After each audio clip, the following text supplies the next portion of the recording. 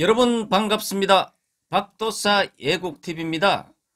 오늘은 특수부 검사 출신인 정준길 변호사가 류여의 전 한국당 최고위원과 함께 구치소에서 최순실 씨를 만나가지고 최순실 씨가 박근혜 대통령께 사죄의 편지를 이 사람들이 구술로 받아와서 공개를 했습니다. 그것을 제가 전달을 해드리고, 그리고 이 최순실 씨의 사주를 통하여 이 사람이 어떻게 될 것인지 제가 집중적으로 한번 알아보겠습니다.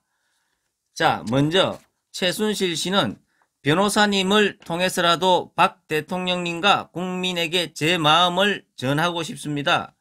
대통령님, 아마도 이 생에 다시 보는 날이 없을 것 같아 글을 드립니다. 지금 생각하면 대통령님 직전에 제가 일찍 곁을 떠났더라면 이런 일도 없었을 것이고 훌륭한 대통령으로 국민 마음에 남아있었을 텐데 죄스럽고 한탄스럽습니다. 남아있더라도 투명 인간이 되어 남모르게 대통령님을 도왔어야 했는데 주변에 나쁜 악연들을 만나 대통령님께 죄를 씌워드리게 되어 하루하루가 고통과 괴로움 뿐입니다. 젊은 시절 부모님을 총탄으로 잃으시고 파인 가슴에 상처가 고스란히 남아 있으신데 아픔과 고통을 감추고 사심없이 나라를 위해 헌신하신 것뿐인데 쇠고랑을 채우고 인민재판하듯 생중계를 해댄 이 정부의 악랄함에 견디기가 힘드셨을 것입니다. 옛날에 받은 고통과 달리 구치소라는 곳에 수감되시어 영혼과 육체가 묶여 있어서 더더욱 힘드신 나날들일 것입니다. 명품이라는 것 하나 없고 늘 차던 낡은 시계 하나와 구두도 굽이 다 닳아야 바꾸던 그런 분께 그들은 뇌물이라는 죄를 씌웠습니다. 그리고 갖가지 죄를 짜집기 하고 덮으시어 우리나라 헌정사에서 박 대통령님을 지우려는 온갖 수단을 다 강구했습니다. 제가 수십 년을 배웠던 박 대통령님은 나라를 사랑하고 청렴하고 누구와도 비교될 수 없는 순수한 결백함을 가지신 분입니다. 그래서 제가 곁에 남아 도와드리고자 노력했던 것입니다. 어쨌거나 이 최순실 씨가 적은 어떤 편지 내용의 일부인데요.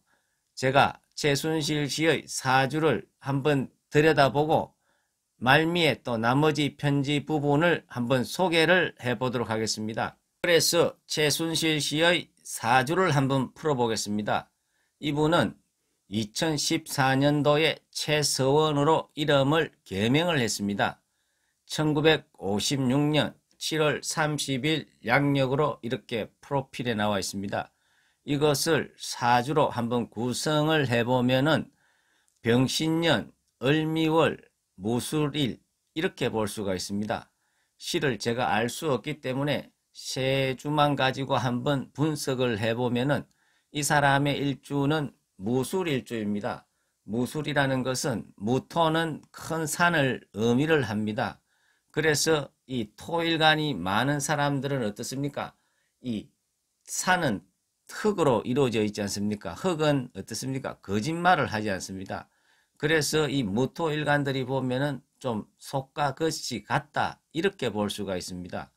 그리고 이 사람의 일주를 보면은 무술일주인데요. 이 무술은 개강살에 해당이 되기 때문에 굉장히 강한 그러한 일주다.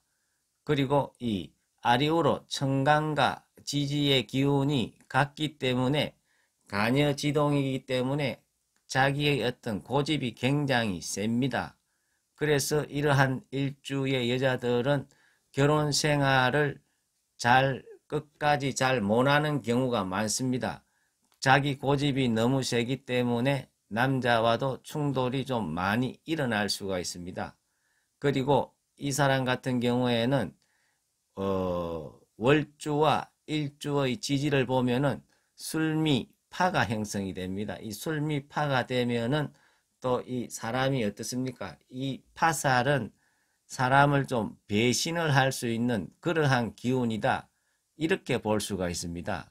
이 사람의 오행의 구성을 보면은 6글자 중에서 토의 기운이 3개가 있고, 목의 기운이 하나가 있고, 화의 기운이 하나가 있고, 금의 기운이 하나가 있습니다. 수기운이 빠지지만은 지지에 있는 신금 안에 임수가 들어 있습니다. 지장간 안에 물기운이 숨어 있는 그러한 경우라고 할 수가 있습니다. 자, 그리고 이 사람의 어떤 운의 흐름을 보면은 이 사람의 사주의 구성을 보면은 정강격으로 되어 있습니다. 그래서 정강격은 길격이기 때문에 좋은 격이라고 할 수가 있습니다. 사주의 구성 자체는 괜찮다고 볼 수가 있습니다. 그러면 이 사람이 정말 엄청난 어떤 어마어마한 사건으로 지금 감옥 생활을 하고 있지 않습니까? 이런 경우에는 이 사람의 운을 잘 살펴봐야 됩니다. 우리가 일생을 살아가는데 사주 원판도 중요하지만은 실질적으로 우리 생활에 더 큰 비중을 차지하는 것은 운이라고 볼 수가 있습니다. 그것도 10년 대운이라고 볼 수 있습니다. 이 사람 같은 경우에는 37세에서 46세까지는 신묘 대운이 들어왔습니다. 자, 이 신묘 대운은 상간과 식신 대운이 들어왔습니다. 이 상간 같은 경우에는 정간을 치기 때문에 자기한테는 나쁜 대운이라고 할 수가 있습니다. 그렇지만은 이 사람의 천간에 있는 병화가 이 나쁜 상간을 제압을 해주기 때문에 흉한 것을 제압을 해주면은 어떻습니까? 이 사주에서는 대발하게 됩니다. 그래서 실질적으로 이 사람은 37에서 46세까지는 굉장히 좋은 대운이었다. 이렇게 볼 수가 있습니다. 자, 그리고 이 사람 같은 경우에는 47세까지 47세에서 56세까지는 경인대운이 들어왔습니다. 이 경인대운도 경금이 자기의 격인 어떻습니까? 정간을 칠 수가 있지만은 이것도 병화가 또 이 경금을 잡아줘 가지고 이 47세에서 56세 대운도 굉장히 좋았다고 볼 수가 있습니다. 그래서 이 사람 같은 경우에는 천간에 떠 있는 병화가 자기의 어떤 격을 보호해주는 그러한 역할을 하기 때문에 용신의 역할을 하고 있다. 이렇게도 볼 수가 있습니다. 자, 그런데 57세에 되면은 기축대운이 들어오는데요. 정말 이 대운은 자기 일생일대에서 최악의 대운이다. 이 사람 같은 경우에는 제가 운을 보니까 57세에서 66세까지가 운이 나빠도 정말로 이렇게까지 나쁘게 들어올 수 있나 할 정도의 악운이 들어왔습니다. 57세에는 이 운에서 사명살이 들어왔습니다. 물론 이 사명살이 사주에서 최고로 안 좋은 살이지만은 사명살이 들어온다고 해가지고 다 인생이 망가지는 건 아닌데요. 그렇지만은 이 사명살이 작동을 하게 되면은 어떻습니까? 이 사명살이라는 것은 세자루에 칼이 휘들고 다니는 것과 마찬가지이기 때문에 모든 간제 구솔이라든지 감옥이라든지 심지어는 대기 안 좋으면은 목숨까지도 잃을 수 있는 그런 어마무시한 그런 살이라고도 우리가 볼 수가 있는 것입니다. 이분 같은 경우에는 이 57세에 사명살 대운이 들어왔는데 이것이 본격적으로 활개를 친 게 운에서 보면은 2015년 을미년입니다. 이 을미는 또 백호대살인데 이분 같은 경우에는 월주에 보면은 을미로 되어 있습니다. 그래서 이 백호대살이 사주에 있으면서 또 충으로 이렇게 작용을 할 적에는 굉장히 엄청나게 또 사명살이 크게 작동을 한다고 볼 수가 있습니다. 그래서 이 사람 같은 경우에는 2015년부터 타격을 받기 시작해가지고 2016년, 2017년도 같은 경우에도 어떻습니까? 2017년도에는 정유년에는 유금이 들어옵니다. 이 유금이 들어와가지고 신율술로 해가지고 큰 금의 국을 이룹니다. 큰 어떤 쇠 덩어리를 만들어 가지고 이 쇠가 격을 나무를 쳐버립니다. 금이 정관을 쳐버리기 때문에 이 사주에서는 격이 중심 세력이고 건물로 치면은 기둥이라고 볼 수 있습니다. 이 기둥을 뭡니까?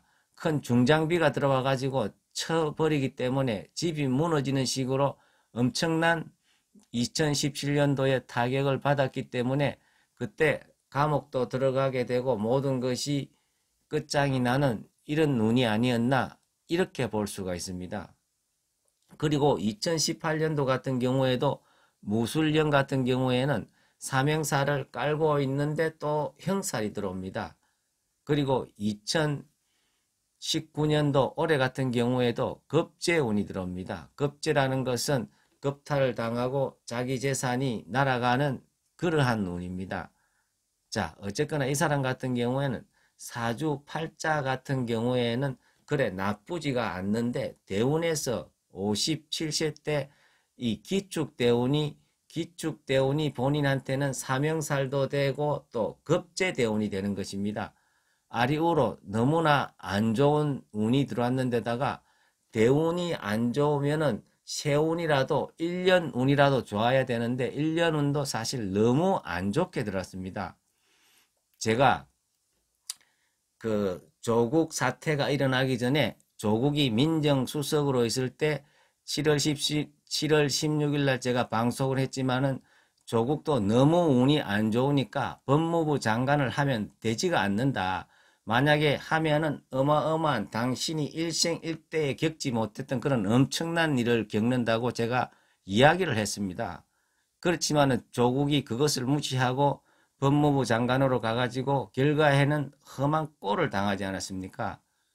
그리고 조국 같은 경우에는 10월 달에도 10월 2일 날 제가 그렇게 법무부 장관을 끝까지 한다고 나대고 있을 때도 제가 10월 달 안에 조국은 마무리가 된다. 제가 그렇게 예언을 했습니다. 근데 10월 달을 못 넘기고 조국이 사표를 냈지 않습니까? 어쨌거나 사람이 너무 운이 안 좋게 들어올 때는 그것을 예방을 할 수도 있는데 최순실 씨가, 최수원 씨가 아마 저런 운에 저한테 와서 한번 물어봤다면 아마 피해갈 수 있는 길도 있었을 것인데 정말 안타깝다고 볼 수가 있습니다. 왜냐 그러면은요, 최순실 사건 같은 경우에도 따지고 보면은 딸 정유라 같은 경우에는 조국의 딸 조민에 비하면은 그것은 사실은 별거 아니거든요. 아시안 게임 나가가지고 금메달 따가지고 옛날에는 메달을 따고 이러면은 체육 특기생으로 다 들어갔습니다. 갈래처럼. 근데 이 사람이 운이 안 좋다 보니까 그것도 자기만 최순실 딸만 고졸이 되는 것이 아니고 갈래대로 다 했는 대학 교수들까지 다 감옥을 보내고 하지 않았습니까? 그런 식으로 따지면은 조민 씨와 연관되어 있는 조민이 플러스 해가지고 수많은 교수들이 다 감옥 가야 됩니다. 그나마 그래도 최순실이 딸 같은 경우에는 정유라는 그래도 실질적인 어떤 승마로 해가지고 아시안 게임에서 금메달까지 땄습니다. 그럼 충분히 체육 특기생으로 갈 수 있거든요. 옛날에는 뭡니까? 학교에 다 체육 특기생을 뽑으면 학교에서도 학교를 뭡니까? 선전하는 그런 효과가 있기 때문에 많이 뽑았습니다. 근데 그것도 문제 삼아 가지고 모든 일이 운이 안 좋을 때는 10배, 100배 티가 가지고 다 그렇게 되는 거거든요. 실질적으로 제가 보기에는 이 삼성이나 재벌에서 사업하는 사람들은 권력진 사람들한테 다 잘 보이려고 하는 거 아닙니까? 그래서 재단도 만들어 가지고 서로 윈윈도 하고 사회적으로 좋은 일도 하고 그런 의미에서 제가 보니까 정경련이나 이런 데에서 삼성이나 박근혜 대통령 성품 자체는 이런 짤이 하나 받지 않는 성품이지 않습니까? 그러다 보니까 그 친한 사람을 찾아가지고 최순실한테 이 공익재단을 만들려고 했는 그런 부분도 다 내지모를 뒤집어 씌워가지고 사실은 이것은 박근혜 대통령 같은 분이 감옥을 간다는 것은 대한민국에 그래 따지면 감옥을 안 갈 사람이 한 명도 없습니다. 자기가 개인적으로 10원짜리 하나 받지도 않았고 경제단체장들이 자기들이 알아서 좋은 일을 해보기 위해 가지고 그것도 직접 안 되니까 박근혜 대통령하고 좀 친한 최순실이라는 사람을 찾아가지고 돈을 준 것도 아니고 공익재단을 만들었는데 그 재단의 돈은 10원짜리 하나 지금 다 그대로 남아있는데 그것을 가지고 뇌물이라 해가지고 33년간 옥살이를 시킨다는 것은 정말로 이것은 있을 수가 없는 일이거든요. 그렇게 박근혜 대통령이 부정한 사람이면 단돈 10원이라도 남의 돈을 받은 흔적이 있어야 되지 않습니까? 그리고 어마어마한 어떤 그런 재판 진행 과정에서 거의 살인적으로 일주일에 4회씩 재판을 강행을 하고 정말 이것은 한 인간을 완전히 인격을 말살을 하고 그 재판 과정을 생중계를 하고 박근혜 대통령 같은 경우에는 정말로 이 땅을 위해 가지고 이 나라를 위해 가지고 박정희 대통령과 부녀지간에 조국과 민족을 위해서 일을 한 것밖에 없는데 어쨌거나 이러한 부분을 최순실 씨가 잘 알기 때문에 자기가 만날 길은 없고 정준길이라는 이 변호사를 통해 가지고 이 변호사님 같은 경우에도 탄핵은 무효다. 그리고 속아서 든 촛불에 의해 가지고 탄핵이 된 것은 무효다. 그래서 이분이 책도 적었습니다. 자, 어쨌거나 제가 마지막 최순실 편지의 부분을 소개하면서 오늘 방송을 마칠까 합니다. 대통령님을 탄핵시키고 이 나라의 상처가 너무나 커서 국민이 분열하고 갈등과 반목이 거듭되고 있습니다. 그들이 무엇을 위해 탄핵에 섰는지 모르겠지만 세월이 지나 지금 박 대통령님께 뇌물을 묵시적으로 청탁이니 무엇이니 하며 깨맞춘 거짓을 많은 국민이 더 이상 받아들일 때가 곧 올 것입니다. 지금 저들이 하는 검찰개혁은 자기들 죄에 면죄부를 주려는 검찰 장악 기도입니다. 그동안 대통령님을 모독하고 조사하며 충성하던 검찰에 총을 겨누고 있으니 그들은 사람도 아닙니다. 대통령님, 이 생에서 부끄러워 이제 뵐 수도 글을 올릴 수도 없으니 이번이 처음이자 마지막이 아닌가 싶습니다. 몸에 칼을 대기 싫어하시던 분이 예전에 시장 선거 도와주신다고 얼굴을 카타칼로 베이면서 당을 살리셨고 아직도 얼굴에 흉터가 남아있는데 그렇게 도와준 오세훈 전 서울시장 대통령님의 등에 비수를 꽂고 있는 게 지금의 세상입니다. 어쨌거나 최순실 같은 경우에는 정말로 이 자기가 대통령을 잘 가까이서 모셔야 되는데 그렇게 못한 점은 큰 잘못이라고 생각을 합니다. 그리고 이 사람의 글 중에서 보면은 이 검찰이 박근혜 대통령과 적폐 수사할 때는 정말 어마무시하게 잡았지 않습니까? 그런데 이 좌파 세력들이 정말로 야비하고 얍삽한 것은 이제 이 사람들이 줄줄이 학교를 가야 되지 않습니까? 이 갈판이 되니까 어떻습니까?